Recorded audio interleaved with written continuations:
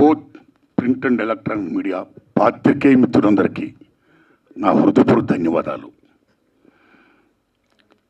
వారు ప్రెస్ మీట్ను కూడా కాసేపు ఆపి నాకు ఇచ్చినటువంటి సురేష్ గారికి, నాకు ఈ హెల్ప్ చేసినటువంటి సతీష్ గారికి, నాయకులు లక్ష్మణ్ గారికి, మీ అందరికీ నా నమస్కారాలు. మిత్రులారా, ముందుగా ఎన్నో ఏళ్లుగా ఎదురు చూస్తున్నటువంటి ప్రభుత్వ అవార్డులు, నంది అవార్డులు, ఇవాళ తెలంగాణలో గద్దర్ ప్రజాయుద్ధం ఒక గద్దర్ అవార్డుల పేరిట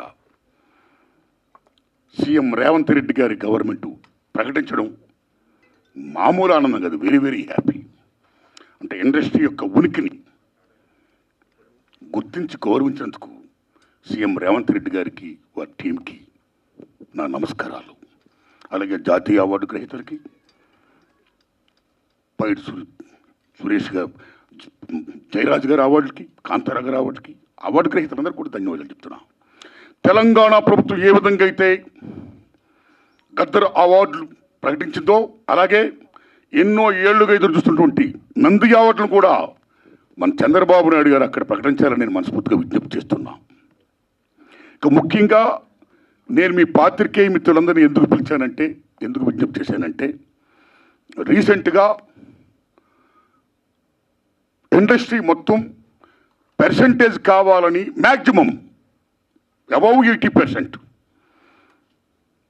అనే ఇష్యూ మీద చర్చలు జరుపుతూ both producer council and film chamber అనేక చర్చలు జరుపుతూ కొనసాగిస్తున్న దశలో ఎప్పుడు చర్చలు ఫలప్రదం అవుతాయా, ఎప్పుడు సినిమా ఇండస్ట్రీలో పర్సంటేజ్ సిస్టమ్ వస్తుందా అని ఎదురు చూస్తే నాలాంటి సగటు నిర్మాతలందరికీ కూడా తీరని విఘాతం జరిగింది. ఈ మధ్య రీసెంట్గా ఒక విషయం ఏంటంటే, హరిహరి వీరమల్లు అనే సినిమాని ఆపడం కోసమే జూన్ 1 నుంచి బంద్ ప్రకటిస్తున్నారు, పర్సంటేజ్ కానీ ఇవ్వకపోతే అనే మాట రావడం అనేది చాలా దుర్మార్గం. It's a trash. అది ఉత్తిది, అది కరెక్ట్ కాదు. అందులో కుట్ర ఉంది, ఆ కుట్రదారులు ఎవరు తెలుసుకోవాలి అని స్వయంగా పవన్ కళ్యాణ్ గారు ఆఫీస్ నుంచి రావడం అనేది, స్వయంగా సినిమాటోగ్రఫీ మంత్రి దుర్గేష్ గారు మాట్లాడడం అనేది కరెక్ట్ కాదు. ఎందుకంటే మిత్రులారా, ప్రొడ్యూసర్ కౌన్సిల్ కానీ, ఫిల్మ్ ఛాంబర్ కానీ, అది సినిమా పరిశ్రమ పాలనా సంస్థలు, ఆ రెండు సంస్థలు కూడా బంద్ ప్రకటిస్తామని ఇప్పుడు చెప్పలా. డిసిషన్స్ ఆర్ గోయింగ్ ఆన్ అని చెప్పారు వాళ్ళు. దట్ ఇంకో విషయం చెప్తున్నా మీకు, బంద్ అనేది ప్రజాస్వామ్యంలో ఒక బ్రహ్మాస్త్రం. ఎవరైనా బంద్ ప్రకటించే ముందు సినిమా ఇండస్ట్రీలో అకార్డింగ్ టు నామ్స్ 3 వారాల ముందుగా తెలియపరచాలి.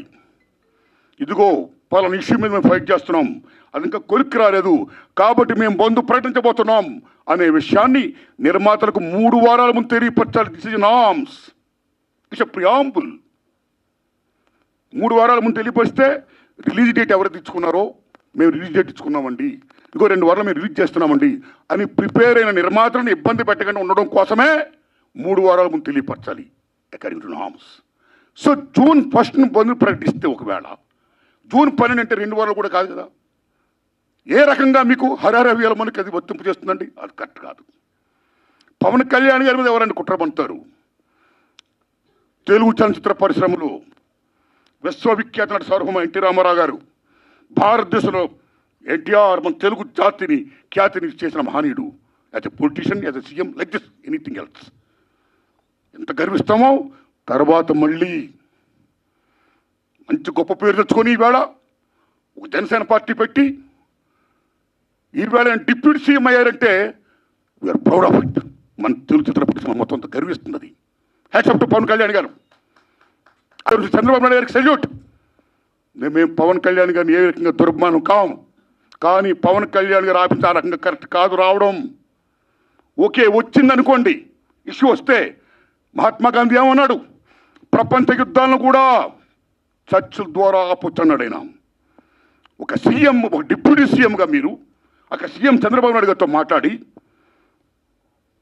హరిహర వీరమల్లు అనే టాపిక్ మీరు ఎత్తకుండా, ఓకే మీ ఇండస్ట్రీ కష్టాల్లో ఉన్నప్పుడు రండి, మన సిట్టింగ్ చేసుకుందాం రండి, మాట్లాడుకుందాం రండి అని చెప్పుంటే ఒక పెద్ద రోల్ ప్లే చేసి ఉంటే, ఒక చలనచిత్ర పరిశ్రమ బిడ్డగా మిమ్మల్ని మేము ఎంత గౌరవించేవాళ్ళం సార్. ఎంత బాగుండేది సార్, ఎంత బాగుంటుంది సార్. ఆ పని చేయండి సార్ పవన్ కళ్యాణ్ గారు. ఎందుకంటే పర్సంటేజ్ సిస్టమ్ వల్ల ఇండస్ట్రీ ఇవాళ చాలా మేలు జరుగుతుందండి. పర్సెంటేజ్ సిస్టమ్ లేకపోవడం వల్ల ఇండస్ట్రీ సగటు నిర్మాత మొత్తం కొలాప్స్ అయిపోతున్నారండి. వాళ్ళు మీరు నమ్మండి sir. Why? Because all malls, PVRs మొత్తం ఇలాంటివన్నీ వచ్చేసిన తర్వాత సింగిల్ థియేటర్స్ ఇవాళ ఉనికి లేకుండా పోతుందండి. తెలంగాణలో 500 ఉన్న సింగిల్ థియేటర్లు ఇవాళ 200 చిల్లరకు వచ్చేసాయి. ఆంధ్రప్రదేశ్లో 500 పైన ఉన్న సింగిల్ థియేటర్ ఇవాళ 300 పైసలకు వచ్చాయి. సింగిల్ థియేటర్ లేకపోతే యొక్క ప్రేక్షకుల పరిస్థితి ఏమిటి?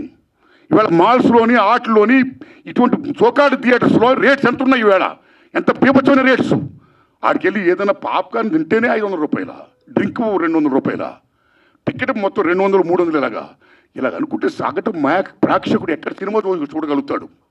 ఏ రకంగా వెళ్ళగలుగుతాడు? ఇవాళ భారతదేశంలో సినిమా పరిశ్రమ అనేది సామాన్యుడికి వినోదం. అలాంటి వినోదాన్ని సగటు మనిషికి దూరం చేస్తుంది ఇవాళ బికాస్ ఆఫ్ దీస్ పాలసీస్. కాబట్టి సింగిల్ థియేటర్ని బతికించుకోవాలి, దానికి పర్సెంటేజ్ సిస్టమ్ కావాలి. ఈ పర్సెంటేజ్ సిస్టమ్ అనేది ఇప్పుడు నుంచి కాదండి. నేను ఎందుకు ప్రశ్న పెట్టానంటే since 25 years the issue is going on. ఈ పర్సెంటేజ్ కావాలని కోరిన వాళ్ళు మేము కూడా ఒకటి, నేను కూడా ఒకనండి. ఆ రోజుల్లో మీరు నమ్మని మిత్రుల కిఎల్ నాన్నగారు ఉన్నప్పుడే ప్రొడ్యూసర్ కౌన్సిల్ అధ్యక్షుడిగా మేము విజ్ఞప్తి చేశాం. కాలా సి కళ్యాణ్ గారు ఉన్నప్పుడు విజ్ఞప్తి చేశాం. కాలా కిరణ్ గారు ఉన్నప్పుడు విజ్ఞప్తి చేశాం. కాలా అలాంటి దశలో మీరు నమ్మండి, ఇదే ఫిలిం ఛాంబర్ ముందు టెంటలు వేశాం. అక్కడ ఓ సురేందర్ రెడ్డి గారు, ఓ నట్టి కుమార్ గారు, ఓ మోహన్ గారు, ఓ బెక్కం వేణుగోపాల్ గారు, నేను ఇంకా అనేక మందిని ఈ ఉద్యమాలు చేస్తున్నప్పుడు ఆదిశేషరావు గారు, తమ్ముడు భరద్వాజ్ గారు, కేఎస్ రామారావు గారు, చంద్రబాబు శ్రీనివాసరావు గారు, అచ్చిరెడ్డి గారు, కృష్ణారెడ్డి గారు పెద్ద మంది సంఘీభం ప్రకటించారు. ఎన్ని చేసినా ఏమీ కాల. వెళ్ళి స్వయంగా నేను వెళ్ళి రామారాయణ గారు రిక్వెస్ట్ చేశా, నారాయణ పర్సెంటేజ్ సిస్టమ్ కావాలి, అది మంచిది. ఈ సిస్టమ్ ఉండకూడదు, రెండల్ సిస్టమ్ ఉండకూడదు. నేను సురేష్ బాబుతో మాట్లాడతాను, I am with you, I am with that moment అన్నాడు రామానాయుడు గారు. మహానుభావుడు కీర్చేసి అయ్యారు. అప్పుడు తత్తులు ఫలపరం కాల. ఆ తర్వాత అల్లు అరవింద్ గారిని రిక్వెస్ట్ చేశాం, నారాయణమూర్తి అందరం కలిసి చర్చించుకున్న విషయం మీద ఏది మంచిగా చేద్దామన్నాడు ఆయన. కానీ మంచి అనే పర్సెంటేజ్ జరగల. మళ్ళీ సునీల్ నారాయణ గారిని రిక్వెస్ట్ చేశాం, అందరూ ఏం చెప్తా అదే మేము చేస్తామన్నాడు ఆయన. కానీ ఇది మంచి జరగల, పర్సెంటేజ్ సిస్టమ్ ఇంప్లిమెంట్ కాలా. దిల్ రాజు గారిని రిక్వెస్ట్ చేశాం, నిజంగా దిల్ రాజు గారు నేను పర్సెంటేజ్ సిస్టమ్కి యాక్సెప్ట్ అన్నాడు ఆయన ఆర్టిస్టులు. కానీ ఫలప్రదం కాలా. ఆ టైంలో అప్పుడు ఇండస్ట్రీ పెద్ద మహానుభావుడు మా గురువు దాసనాడారు ఇంట్లో, మా గురువు గారు కేఎస్ రామారావు గారు, తమ్ముడు భరద్వాజ్ గారు, నేను, సి కళ్యాణ్ గారు అందరం మీట్ అయ్యాం. మీట్ అయిన తర్వాత VNR Nageswararao distributor from Telangana, percentage system కావాలి, ఏ సిస్టమ్ కావాలి, ఆక్యుపేషన్ పర్సెంటేజ్ కావాలని కొందరు, 50-50 కావాలని కొందరు, ఇలా రకరకాలు మాడుతున్నప్పుడు ఇది తప్పకుండా తేలుతాం. ముందు పర్సెంటేజ్ సిస్టమ్ పెట్టాలి, రెండు సిస్టమ్ ఉండకూడదు, లీ సిస్టమ్ ఎత్తేయాలి అనే దాన్ని ముందు వీళ్ళు తీసుకురండి అని మేము విజ్ఞప్తి చేస్తే మా గురువు దాసనాడు దాన్ని యాక్సెప్ట్ చేశారు, ముందు తీసుకుని వెళ్ళారు. కానీ ఫలప్రదం కాల, ఇంప్లిమెంట్ కాల. లేటర్ ఆఫ్ ఇండస్ట్రీ పెద్ద చిరంజీవి గారి దగ్గరికి వెళ్ళాం, ఇది ఇష్యూ మీద రైజ్ చేశాం, విజ్ఞప్తి చేశాం. టికెట్స్ రేస్ పెంచుద్దని చెప్పడం ఇష్యూలో కానీ ఈ ఇష్యూలో కానీ ఆయన కృషి చేశాడు, మరీ ఫలప్రదం కాల. So this is a very big issue. Since 25 years this percentage system is going on, the issue is going on, not clearing. అది కావాలి. అలాంటిది ఇవాళ పర్సెంటేజ్ సిస్టమ్ కొలుక్కొచ్చే దశలో హరిహరి వీరమ్మలకి దీనికి ఒక లింకప్ పెట్టి ఏం సంబంధం అండి? ఏమీ సంబంధం లేదు. ఈ రకంగా దాన్ని ఇచ్చేస్తారని చెప్పి ఈ పర్సెంటేజ్ సిస్టమ్ అనే ఇష్యూని పక్క తోసేసేసి హరిహరి వీరమ్మను ఫోకస్ చేయడం అంటే ఎంత దూరం ఉండేది? అది కరెక్ట్ కాదండి. అందుకని నేను మనస్ఫూర్తిగా ఇది ఫీల్ అయ్యే నేను చెప్పడం కోసమే నేను విజ్ఞప్తి చెప్తూ పవన్ కళ్యాణ్ గారిని విజ్ఞప్తి చేస్తున్నా, నేను చంద్రబాబు నాయుడు గారిని విజ్ఞప్తి చేస్తున్నా, దుర్గేష్ గారిని విజ్ఞప్తి చేస్తున్నా. పవన్ కళ్యాణ్ గారు మాట చెప్పారు, ఇండస్ట్రీ వారు వచ్చి గవర్నమెంట్ ఏర్పడ్డ వెంటనే వచ్చి పలకరించవచ్చు కదా, మర్యాద పూర్వకంగా కలవచ్చు కదా అన్నారు. ఆయన శభాష్, కలవాలి రాజులు, మీరు కలుస్తాం. కానీ ఒక విజ్ఞప్తి చేస్తున్నాం, పూర్వకాలంలో రాజుల దగ్గరికి ఏదైనా ప్రజలకు సమస్య వచ్చినప్పుడు ధర్మగంట కొడితే లోపలికి వెళ్ళేవారు. దాని బిఫోరే రాజులే ప్రజల దగ్గరికి వెళ్ళేవాడు, రక్తబండ పెట్టేవారు. మీ ప్రజలకు ఏం సమస్య ఉందో రండి చెప్పండి అని అడిగేవాడైనా, అక్కడక్కడిగా తీర్పులు చెప్పేవాడు, సాల్వ్ చేసేవాడు, ప్రజలకు మేలు చేసేవాడైనా. ఇదిగో మా ఊరికి చెరువు కావాలి, మా ఊరికి విద్య కావాలి, మా ఊరికి వైద్యం కావాలి, లైక్ దిస్. అలాగా మీ మినిస్టర్లు కూడా అయిన వెంటనే ఇండస్ట్రీని పిలిచి రండి మీకేం సమస్యలు ఉన్నాయి, నేనేం చేయాలి, మేమేం చేయాలి అని చెప్తే మేము కూడా ఎంత ఆనందపడేవాళ్ళం అండి. మేము మీ బిడ్డలు అండి, చిల్డ్రన్ ఆఫ్ ది స్టేట్. మేము మీకు ఓట్లు వేసిన వాళ్ళమి, మిమ్మల్ని లెక్కించిన వాళ్ళమి, మీ బిడ్డలం మేము. You must be respect the people the same time who must respect the government. It's vice versa. So my humble request, దయించి పర్సెంటేజ్ సిస్టమ్ పక్కకి పెట్టేయకుండా, పర్సెంటేజ్ సిస్టమ్ అనేది మెయిన్ ఇష్యూ కాబట్టి. ఎందుకంటే ఆల్ మాల్స్ ఇవాళ ఆక్యుపై చేసి 50% దే ఆర్ టేకింగ్. కార్పొరేట్ సెటప్తో కూడుకొని ప్రైవేట్ సంస్థలు ఏమైతే ఉన్నాయో ఆ కార్పొరేట్స్ అందరూ కూడా వాళ్ళు they are getting 50%. But single థియేటర్కి ఏమైంది? సింగిల్ థియేటర్ అందరూ మనవాళ్ళు, ఎక్కడవాళ్ళు, ఓ ఫ్యాషన్తో కట్టుకున్నవాళ్ళు, ఈ తల్లిని నమ్ముకున్నవాళ్ళు. సినిమా అంటేనే తల్లి తండ్రి నిర్మాత తీసేవాడు, చూసేవాడు, ప్రేక్షకుడు దేవుడు. ఇద్దరికి మధ్య సంధానంగా చూపించే తల్లి సినిమా, సినిమా హాల్ ఓ దేవాలయం.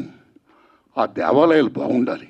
ఇవాళ ఎన్ని దేవాలయాలు కళ్యాణ మంటపాలు అయిపోతున్నాయి, ఎన్ని దేవాలయాలు ఇవాళ మూసిపడిపోతున్నాయి. Because this system. కాబట్టి మల్టిపుల్ నేషన్స్, ఈ ప్రైవేట్ కంపెనీస్, ఈ కార్పొరేట్స్ అందరూ వచ్చేసిన తర్వాత చిన్న చేపని పెద్ద చేప, చిన్నమాయని పెద్దమాయని పెంగళ నాగేంద్ర గారు మాయాబజార్ చెప్పినట్టు ఈవేళ they are occupying they like octopus. కాబట్టి చిన్న నిర్మాతని బతికించుకోవాలి, సింగిల్ థియేటర్ని బతికించుకోవాలి. The same time percentage system ఉంటేనే ఇద్దరు బాగుంటారు. కాబట్టి ఈ దశలో పవన్ కళ్యాణ్ గారు నేను విజ్ఞప్తి చేస్తున్నా, పర్సంటేజ్ సిస్టమ్ ఉంచండి సార్, దాన్ని ఫుల్ఫిల్ చేయించండి సార్. అది ఎలా చేస్తే బాగుంటుందో ఆలోచించి దానికోసం మీటింగ్ పెట్టి సక్సెస్ చేయించండి సార్. ఈ దశలో producer council and film chamber నేను విజ్ఞప్తి చేస్తున్నాం. ఆల్రెడీ మీరు విశాఖపట్నంలో మీటింగ్ అయ్యారు. ఏ మీటింగ్ చేసుకున్నా సరే 25,000 బట్టి రావణ కాష్టంలా కాలుతున్న ఏ పర్సెంటేజ్ సిస్టమ్ అయితే ఉందో దాన్ని మీరు మళ్ళీ పక్కకి దోసేయకుండా, ఏదేదో దాన్ని అడ్డం పెట్టి దాన్ని మళ్ళీ అడ్రస్ లేకుండా చేయకుండా ఆ పర్సెంటేజ్ సిస్టమ్ విషయంలో కొలుక్కొచ్చి ఇంప్లిమెంట్ చేసి సగటు నిర్మాతను బ్రతికించండి. అప్పుడే మా సినిమాలు చూస్తారు జనం, లేకపోతే ఓటీటీలు చూస్తారండి. ఇవాళ మాలా జనం రావాలంటే బడుగు బలహీన వర్గాలు రావాలంటే ఎక్కడ వస్తారండి? వాళ్ళ కొలత డబ్బులు పెట్టి ద కాంట్ కమ్. ఆ ఓటీటీలు వస్తుంది చూద్దాంలే. ఎన్ని సినిమాలు ఇవాళ బాగా ఆడుతున్నాయండి? పర్సెంటేజ్ సిస్టమ్ ఎంత తగ్గిపోయిందండి. కాబట్టి సినిమా పథకాలను, సగటు నిర్మాత పథకాలను 80% ఆఫ్ ఇండస్ట్రీ పథకాలను మనుగడ ఉండాలి. సరే, పర్సెంటేజ్ సిస్టమ్ కావాలి. ఆ సిస్టమ్ కోసం పెద్దలందరూ కృషి చేయాలి. Film chamber and producer council ఆ విషయంలో నిర్ణయం తీసుకోవాలి. గవర్నమెంట్ కలాలి. కాబట్టి అపాయింట్మెంట్ అంతకంటే ఆనందం పెట్టండి. మీరు వెళ్ళండి, కలవండి, మన డిమాండ్స్ చెప్పండి, పర్సెంటేజ్ సిస్టమ్ కావాలి, ఇంప్లిమెంట్ చేయండి అని విజ్ఞప్తి చేయండి. అదే నా విజ్ఞప్తిగా భావిస్తూ, ఇక రేట్లు వచ్చిందా? Thank you. మైక్ రాలేదంటే ఇంకా ఈ రేట్ల విషయం మాట్లాడేసి నేను నిన్న పని చూసుకుంటానని మిమ్మల్ని డిస్టర్బ్ చేయనండి. సురేష్ అన్న, రేట్లు చాలా ఇంపార్టెంట్ అండి. మీరు నమ్మండి, భారతదేశంలో 1961 తర్వాత థియేటర్లో ఏ రేట్లు పెట్టాలి, ఎలా పెట్టాలి, భారతీయుల యొక్క తలసరి ఆదాయాన్ని బట్టి, జీవన ప్రమాణాలను బట్టి రేట్లు నిర్ణయించినప్పుడు గవర్నమెంట్ ఒక కంపెనీ వేసి ఓ నేల, ఓ బెంచి, ఓ కుర్చీ, ఓ బాల్కనీలై తరగతులు సృష్టించింది. ఈవేళ నేల లేదు, బెంచీ లేదు, ఒకటే క్లాసు లేకపోతే 2 క్లాసులు, మొత్తం థియేటర్స్ మొత్తం ఆ రకంగా చేసేసారు. ఓకే, ఇక రేట్లు అనేది ఏమవుతున్నాయో సిస్టమ్ ప్రకారం గవర్నమెంట్ ఏదైనా ఒక రేటు పెడితే ఆ రేట్ని అందరూ కూడా హానర్ చేయాలి. అలాగ హానర్ చేయకుండా ఈ మధ్య కాలంలో చాలామంది భారీ చిత్రాలు తీసే నిర్మాతలు వాళ్ళు వేల కోట్లు పెడుతున్నారు. ఓకే, హ్యాట్సప్, సెల్యూట్, కేపబిలిటీ ఉంది, పెడుతున్నారు, మనం గర్విస్తున్నాం, సంతోషమే.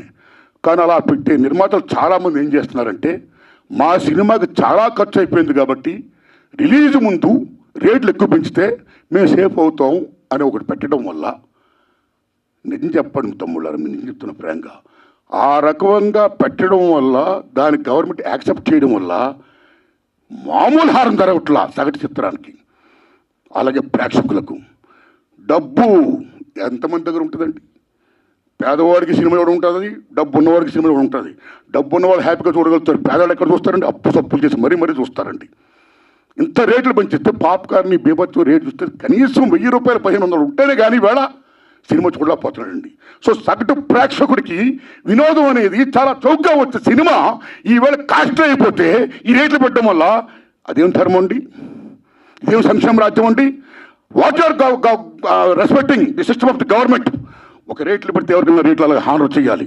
వై? బికాస్ మీరు భారీ బడ్జెట్లు పెడుతున్నారు, పెట్టుకోండి. మీరు గొప్పగా తీస్తున్నారు, తీయండి, మేము గర్విస్తున్నాం. ప్రేక్షకుడికి ఎన్ని ఎందుకండి సినిమా బాగుందో లేదా, దట్స్ ఆల్. సినిమా బాగుంటే చూస్తాడు, చూడడం.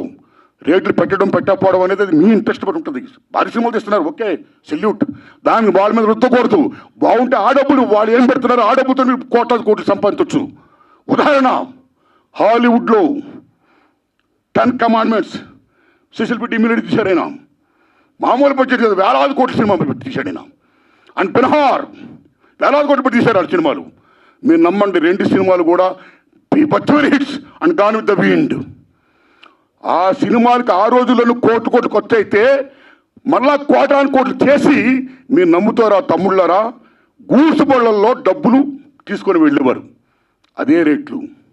మేము 10 కమాండ్మెంట్ తీసాం, మేము బెన్హార్ తీసాం, చాలా ఖర్చు పెట్టాం, కాబట్టి రేట్లు పెంచండి అని అడగలా. కమ్ టు హిందీ ఫీల్డ్, కేఎస్ఎఫ్ మొగలేజాం అండ్ జీపీ సిప్ గారు షోలే. మామూలు సినిమాలో మొగలేజాం మీరు నమ్మండి 9 years తీసాడైనా. అప్పు సప్పు చేసి మొత్తం పేపర్ తెచ్చి, మామూలు బడ్జెట్ కాదు. ఆ సినిమా రిలీజ్ అయ్యే ముందు నేను చాలా అప్పు సప్పులు అయిపోయాను, 9 years పట్టింది, చాలా కోట్లు పెట్టేశాను, నాకు రేట్లు పెంచండి అని కేఎస్ఎఫ్ గారు అడగలా. సిస్టమ్, ఈ రెస్పెక్టెడ్ సిస్టమ్. ఏం రేట్లు ఆ రేట్లో సినిమా రిలీజ్ చేశాడైనా. మీరు నమ్మండి, సినిమా పీపతోని హిట్. నమ్ముతారా తమ్ముళ్ళరా? బెన్హార్ అండ్ 10 కమాండ్మెంట్స్ గూడ్స్ బళ్ళల్లో డబ్బులు లాభాలు తీసుకొని వెళ్తే లారీల్లో లాభాలు తీసుకొని వెళ్ళాడు కేఎస్ఎఫ్ గారు. మొగలైజాం అంటే సినిమా బాగుంటే లాభాలు వస్తాయి, మీరు 2 కోట్లని పెట్టండి. So come to Telugu field. Lava Kusa Shankar Reddy గారు తీశారు, 5 ఏళ్ళు పట్టింది. నాకు 5 ఏళ్ళు పట్టింది, నాకు చాలా ఖర్చు అయిపోయింది అని శంకర్ రెడ్డి రేట్లు పెంచుకొని అడగలా. సినిమా రిలీజ్ అయింది, మీరు నమ్ముతారా? 5 years పైన సినిమా. ఇప్పుడు దాకా లవ్ కుశ మిత్ర హిట్లే తెలుగు సినిమా ఇండస్ట్రీలో. ఆయన అడగలా డబ్బులు, రేట్లు పెంచుకొని అడగలా. ఏ రేట్లు ఉన్నాయో ఆ రేట్లోనే ఆయన సినిమా రిలీజ్ చేశాడు. మీరు నమ్ముతారా తమ్ముళ్ళరా? ట్రక్కుల్లో లాభాలు వచ్చాయి, బళ్ళల్లో డబ్బులు వచ్చాయి. షోలే జీపీసీ గారు అడగలా, ట్రక్కుల లాభాలు తీసుకున్నాడు ఆయన. కాబట్టి సినిమా బాగుంటే జనం వస్తారండి. మీరు ఇలా రేట్లు పెంచేసుకుంటా ఒక 1 week ఇలా చేసేసి మళ్ళీ మానేస్తా. థియేటర్, నేను ఆటో మీద ట్రావెల్ చేస్తున్నప్పుడు తమ్ముడు మన సినిమా చూసేవాళ్ళ, తమ్ముడు ఏ సినిమా చూసామంటే సినిమా చూడాలని ఉందండి కానీ చాలా రేట్లు పెట్టేశారండి ఫస్ట్ వీక్. నా ఫేవరెట్ యాక్టరే కానీ డబ్బులు లేవు, అప్పు చేయాలంటే కష్టంగా ఉంది, చూడలేకపోతున్నానండి. ఆ రకంగా ఎంత డ్యామేజ్ అవుతుందంటే సినిమాకి. ఇప్పుడు ఎందుకంటే రేట్లు పెంచుతారు? ఒక నామ్స్ ఉన్నాయి. You must respect the norms, you must respect the system. And అన్నింటినీ మించి సంక్షేమ రాజ్యం ఉంది. ఏ సగటు ప్రేక్షకుడు ఉన్నాడో ఆ సగటు ప్రేక్షకుడు భారతదేశంలో సినిమాయే వినోదం. ఆ వినోదం దూరం చేయకండి ఈ రకంగా పెట్టి. సో దిస్ ఈజ్ ఒక మాల్ ప్రాక్టీస్. ఒక రకంగా చెప్పాలంటే దిస్ ఈజ్ మీరు నమ్మండి తమ్ముళ్ళరా, ఈ భారీ చిత్రాలు చేస్తున్న నిర్మాతలు, government is doing a black marketing in the name of raising the rates. అది కరెక్ట్ కాదు. అలా పెంచకుండా అందరికి ఒకలాంటి సిస్టమ్ పెట్టి సగటుని మాత్రం బతికించి పర్సెంటేజ్ సిస్టమ్ కాపాడండి. అది రుచిగా చెయ్యండి. ఆ రకంగా మీరు అందరూ పెద్దలందరూ కూర్చొని మాట్లాడుకొని మేలు చేయండి. ఇది నా విజ్ఞప్తి. Thanks a lot. ధన్యవాదాలు అండి మీకు. Thanks a lot.